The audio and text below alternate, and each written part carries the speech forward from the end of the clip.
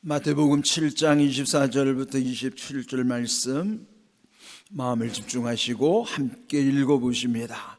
그러므로 누구든지 나의 이 말을 듣고 행하는 자는 그 집을 반석 위에 지은 지혜로운 사람 같으리니 비가 내리고 창수가 나고 바람이 불어 그 집에 부딪히되 무너지지 아니하나니 이는 주추를 반석 위에 놓은 까닭이요 나의 이 말을 듣고 행하지 아니하는 자는 그 집을 모래 위에 지은 어리석은 사람 같으리니 비가 내리고 창수가 나고 바람이 불어 그 집에 부딪힘에 무너져 그 무너짐이 심하니라. 아멘. 예수님께서 설교를 아주 압축적으로 이렇게 하신 말씀을 모아놓은 부분이 산상수훈, 산상보훈이라고 하는 것이에요. 마태복음 5장, 6장, 7장 이 세 장에 걸친 부분을 일컬어서 산상수훈, 산상보훈. 보훈이라는 건 보물과 같은 교훈이라는 뜻이죠. 아주 주옥 같은 설교를 압축적으로 모아놓은 부분이에요. 그래서 여러분이 이 산상보훈에 관련된 마태복음 5, 6, 7장을 자주 묵상하면 아주 참 좋습니다. 오늘 읽을 말씀은 그 산상수훈의 마지막 부분, 결론에 해당되는 내용이죠. 산상수훈이 처음 5장의 시작은 8가지 복, 마음이 가난한 자는 복이 있나니 이렇게 시작하는 8가지 팔복으로부터 시작해서 이 마지막 7장 끝부분에는 오늘 읽은 이 비유의 말씀을 하시는 거예요. 여기 비유의 말씀은 결국 24절과 26절 두 종류의 사람이 있다는 거예요. 24절에 보면은 누구든지 나의 이 말을 듣고 행하는 자, 즉 예수님 말씀을 듣고 순종하는 자와 26절에는 그 말씀을 듣기는 했지만 행하지 아니하는 자, 즉 순종하지 않은 자, 두 종류가 있다는 것이죠. 공통점은 뭘까요? 말씀을 다 듣기는 한다는 것이죠. 그러면 말씀을 들은 다음에 결국 순종하느냐 불순종하느냐 그 차이예요. 그런데 이 두 경우를 일컬어서 듣고 순종하는 자, 듣고 행하는 자를 일컬어서 지혜로운 자라고 말씀하시고, 듣기는 했는데 행하지 않은 자를 일컬어서 어리석은 자라 그렇게 말씀하셨습니다. 그 지혜로운 자와 어리석은 자의 차이를 또 비유로 말씀하시기를, 마치 집을 지을 때에 반석 위에다가 집을 짓는 사람은 지혜로운 사람이고 모래 위에다가 집을 짓는 사람은 어리석은 사람이다. 그거 당연한 거 아니겠어요? 알죠. 그런데 실제로 우리 삶 속에서 보면은 자기 인생에 집을 짓는 것에 있어서 우리는 다 실제로 집을 짓는 게 아니더라 하더라도 비유로 표현하면은 자기 인생의 집을 자기가 세워가는 것과 마찬가지예요. 그렇다면은 집을 지을 때 가장 기본과 원리라고 하는 것은 어디에다 집을 세우느냐는 것이죠. 반석이라고 하는 것은 흔들리지 않는 터전이니까 당연히 반석 위에다가 집을 세워야 무너지지 않는 것은 상식이죠. 그런데 모래 위에다 세우면은 모래가 어떻게 그걸 지탱하겠습니까? 그런데 문제는 그냥 평소에는 아무 상관이 없다는 것이죠. 평소에는 겉으로 이 기초를 놓는 곳은 안 보이잖아요. 여러분 집을 지으면은 집 지은 위쪽만 보이지 그 기초를 놓는 땅 밑으로 들어가는 부분은 눈에 보일 수가 없죠. 그런데 우리는 되게 보이지 않는 곳은 소홀히 여기면서 남에게 보이는 부분에는 신경을 많이 쓴다고요. 그 우리 현실이에요. 그런데 여기서 강조하시는 것은 보이지 않는 곳, 그러나 하나님은 보시는 곳, 그를 일컫는 것이에요. 만일 그냥 평소 같으면은 아마 모래 위에 지어진 집이 더 화려할 수도 있어요. 보이는 곳이니까 더 고급 건축 자재를 써가지고 화려하게 아주 그 보이는 부분을 꾸밀 수 있죠. 그런데 반석 위에 지은 집은 그 반석에다가 돈을 더 투자하느라고 아마 그 위로 올라가는 부분은 그렇게 모래 위에 지은 집보다는 화려하지 않을 수도 있어요. 겉으로 보기에는 모래 위에 지은 집이 훨씬 더 남의 이목을 끌고 남들이 볼 때 더 부러운 것 같죠. 우리 인생이 그래요. 겉으로 드러난 부분만 보면은 다 남들이 더 잘 사는 것 같고, 잘 되는 집, 뭐 돈이 많고 출세하고 뭐 대단하고 겉으로 보여지는 부분에 대해서 부러운 부분이 얼마나 많아요. 그런데 문제는 결국 그 집이 평가받을 날이 온다는 거예요.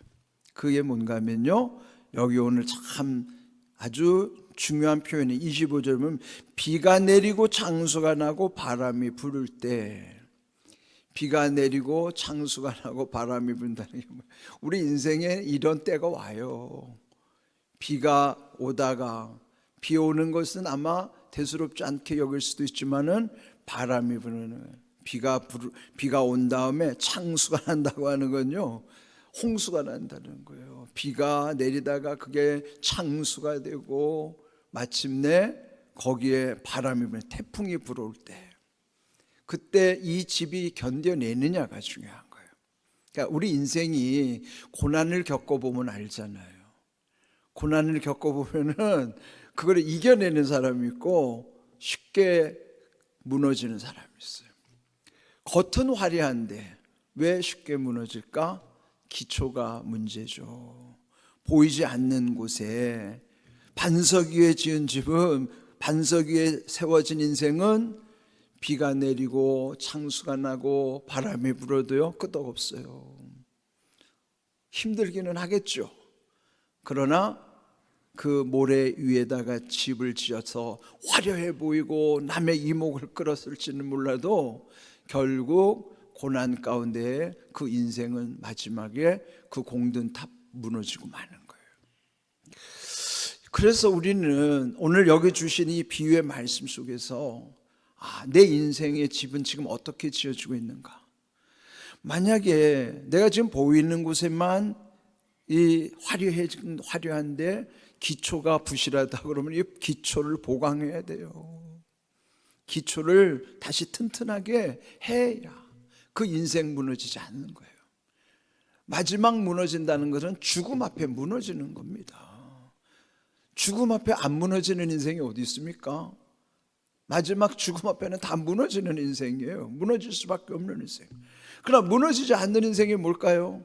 그 반석 위에 지은 집은 죽음 앞에서도 무너지지 않아요.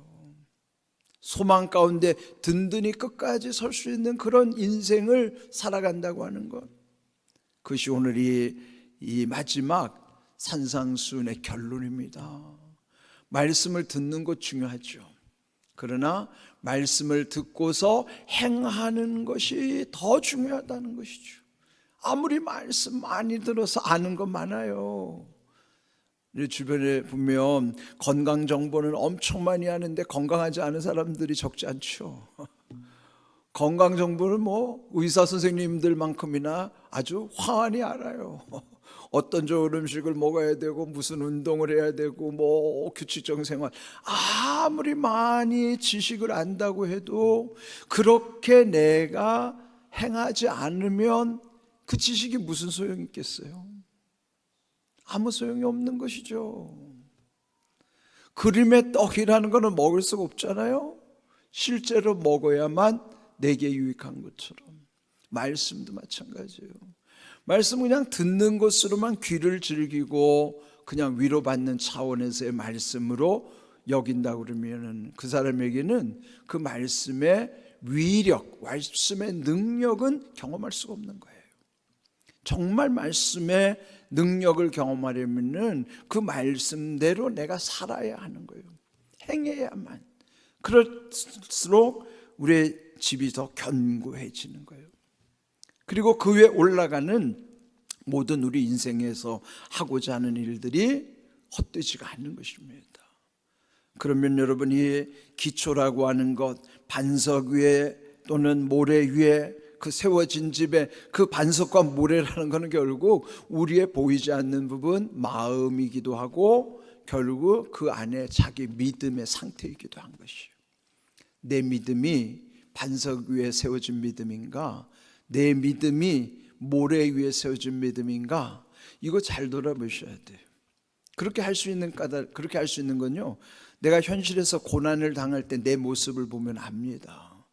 내가 막 바쁠 때 허둥지둥하는 모습 속에서 내 믿음이 고스란히 드러나기도 하고, 사람이 바쁠 때 힘들 때 모습 보면 그 사람 믿음 나타나는 거예요. 어떤 사람은 평소에는 점잖은 것 같은데 그 사람이 운전할 때 보면 얼마나 험악하고 말도 막 거칠어지고, 그거 평소에 모르잖아요. 평소에는 마치 모래 위에 지은 집 위로 올라가는 게 더 화려한 것처럼 아주 사람이 인격자처럼 보이고, 그런데 그냥 갑자기 어떤 급한 일을 당하거나 힘든 일을 겪어보면은 사람이 아주 거칠어져요. 예수님을 믿는지 안 믿는지 구분이 안 될 정도로. 그게 우리 모습이란 말이죠. 그러면 우리가 말씀을 들었을 때 그 말씀 붙잡고 말씀대로 살아가면 그렇게 돼야 하는 것이에요. 지난주에 김정선 목사님 오셔서 저는 갑자기 저한테 질문을 하길래 당황했어요. 목사님, 교회 좀 귀찮은 존재라 그랬나요? 꼴 보기 싫은 존재라 그랬나요? 교인이 있습니까? 묻길래 저 당황했어요. 그래서 저는 순간 이렇게 했거든요. 근데 이렇게 한 거는 사실이에요. 옛날에는 안 그랬어요. 옛날에는 정말 꼴 보기 싫은 교인이 적지 않았고, 내가 말했잖아요. 나를 힘들게 하는 사람, 나는 막 교회에서 내 입에서 막 방언이 나왔다고. 막 거친 욕이 막 나왔어요. 이 개 XXX 막 이런 욕이 막 나왔다니까요. 아니, 그런 목사가 무슨 목회를 합니까? 저는 많이 울기도 했지만, 그런데 하나님의 마음을 부어주시니까 정말 이제는 미운 사람이 없어지기 시작하더라고요. 그런데 그래서 제가 그 목사님 말씀하실 때 나도 순간적으로 모르게 이랬던 거예요. 지금은 저는 미워하는 사람이 모르겠습니다. 완전하진 않지만 없습니다. 그렇게 말씀을 붙잡고 살아가니까 먼저 제 안에 이런 얼마나 평안이 있는지 몰라요. 삶이 얼마나 아주 그냥 매 순간이 평안해지고 기쁘고 감사한 일이 많은지 몰라요. 어제도 우리 친구 목사님들하고 모임이 있어가지고 이제 이런저런 얘기를 하면서 저도 이제 그런 고백을 한 적이 있습니다. 여러분, 중요한 것은 우리의 말씀을 많이 듣는 것도 중요하지만 그 말씀을 어떻게 붙잡고 살아가느냐가 훨씬 더 중요해요. 여러분, 돌아보십시오. 지금 내 인생의 집이 반석 위에 세워지고 있는 것인지 모래 위에 세워지고 있는 것인지, 그는 결국 우리의 마지막에 결론이, 우리 인생의 결론이 나게 될 것입니다. 여러분, 우리 인생에는 반드시 비가 내리고 창수가 나고 바람이 불어옵니다.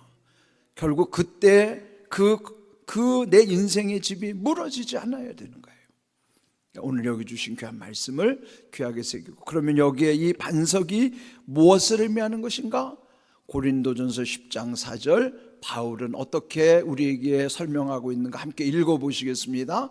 다 같은 신령한 음료를 마셨으니 이는 그들을 따르는 신령한 반석으로부터 마셨음에 그 반석은 곧 그리스도시니라 그랬습니다. 반석은 누구라고요? 그리스도시니. 반석 예수님이시란 말이에요. 그 반석 위에 우리 인생의 집이 세워져야 할 뿐만 아니라 그 반석으로부터는 갈급한 인생들에게 신령한 음료라는 게 생수의 은혜입니다. 그들이 광야에서 갈급할 상황에서 모세를 통하여 그 반석을 쳐 물을 내게 하시고 그 생수를 마신 것이 신령한 음료인 것처럼, 신령한 음료가 어디로부터 임하는가? 신령한 반석이신 예수님으로부터 우리에게 임한다는 거예요.